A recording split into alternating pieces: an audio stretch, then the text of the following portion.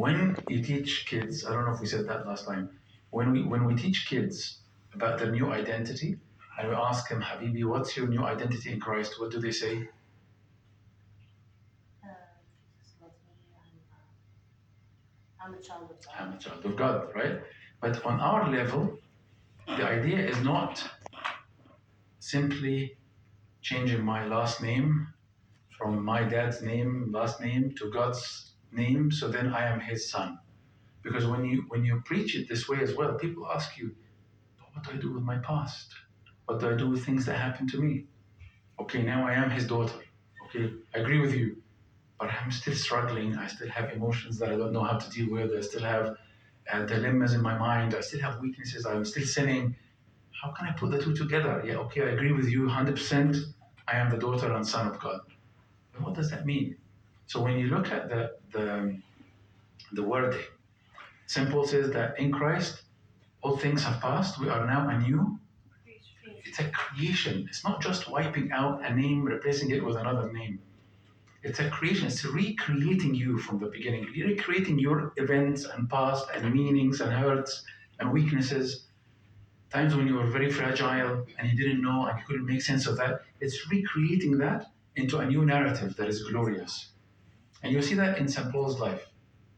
So St. Paul in Galatians didn't say, oh, I was a persecutor, I was an evil person, and in one moment, all that was wiped out, and I became a servant of Christ. That's it. No, you could see that he's saying, I went in my foolishness and did so and so, but his understanding of the Old Testament, his understanding of his encounters with the scribes and the Pharisees and the law, all that as if it's been put in a place or in a pot and made into a new meal. So when we have God changing our identity to his sons and daughters, it's not changing the name, it's actually making us a new meal from the same ingredient, adding more ingredient as well. But it's a more delicious meal. Yes. I think the main thing is to actually allow him Yeah. to do that. Yeah. Because if you don't submit, you don't allow him, nothing is going to happen. Yeah. And this is, as we said, the student has a role to play. Not just that the spiritual director knows what they're doing, but also I have to ask myself, am I that student looking for life or looking for intellectual message? Am I asking for someone to tell me what to do in this situation? Or am I looking for a change of mind and a change of direction? And am I pouring out my life in humility, pouring out my denial, my pride, my arrogance? This is the attitude. Or am I keeping all that intact, wearing really nice clothes, hiding all my sicknesses, and only shining on a tiny question? I want your help with this. But don't ask me to undress and show you the areas that hurt and areas that are not looking nice. So yes, am I willing to part of the onus is on the student? Yes. Michael, see, the idea of the spiritual director, Mhm. I see kind of new to us, to be honest. We're being introduced to the who's your father of confession? You talk to the kids, and you tend to see everyone has a father of confession. If you ask how many of you has a spiritual director, I think it's ready to happen that someone, like for the people that I know, which is a big miss.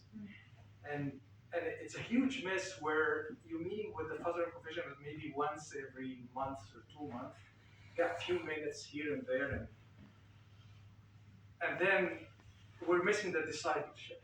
I mean, it's because I think that what you're trying to lead us here is like who's really your teacher, who's your disciple. Like it's kind of a missing of what I've seen, and it's hard to kind of catch up somewhere. So that's the point that I. Yeah, no, I don't think again, I agree with you, of course, that the concept, I don't think the concept is new. It's new to us, Yeah. but I don't think it's new in our model church. But I think, yeah, the practice, again, we're not blaming anybody because you could say it's because the size of the church is huge, it's because of whatever reasons. I don't think we are here to discuss the reasons as much as what is happening, what is the model of ministry? What is the pastoral theology? What was the theology of pastoral care? And where are we from this? And what can we do to resurrect this type of thinking, at least? Yeah. I think for us, what we really need to take away from this, as servants, how can we practice discipleship with people that we serve? So now it's my role to be as a spiritual director, and I have to be. By the way, if we have to have that mindset that I'm not um, giving listen to some kids every week and that's it. Actually, I have to have them as my children, my spiritual children, but I have a development plan for them. That's a discipleship. And for me, I also need to start. If I'm not a disciple yet, I should be a disciple. And if my father of confession is not the one who can make disciples or have the time to make me a disciple. Discipleship, that's a long-term relationship. It's not an incident after the other or an event after the other, but actually it's a true discipleship that someone who knows me, understands me, and develop my spiritual personality. Yeah, absolutely. There is a role for us, and we can spend another hour talking about what we need to change in our even the structure of service and how we move our servants as well, and how we allow the servants who are equipped to be and directors to be actually practicing that, and what can we do not to hinder that process and allow them freely to be those mentors and those directors. So yeah, there are things we, of course, when you look at that, you will see things to change. Yeah, it is a gift that needs reawakening. Um, as we've seen in Corinthians 12, when St. Paul talks about different ministries and diversities of activities.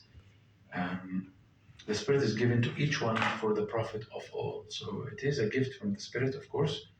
And the idea is I'm seeking wholeness. I'm seeking, as it says, it's most natural for human kind to be linked to the presence of God, in communion with God, connecting with God. And the director understands the depth of our need. So that is a difference, because in natural counseling, the counselor thinks superficially into your thoughts and your behaviors and emotions. The spiritual director understands the depth of your true need. The expression of that need might vary. So I might be, the depth of my need is to be in communion with God. The expression of that need might be in me feeling down, confused, unsure, rebellious.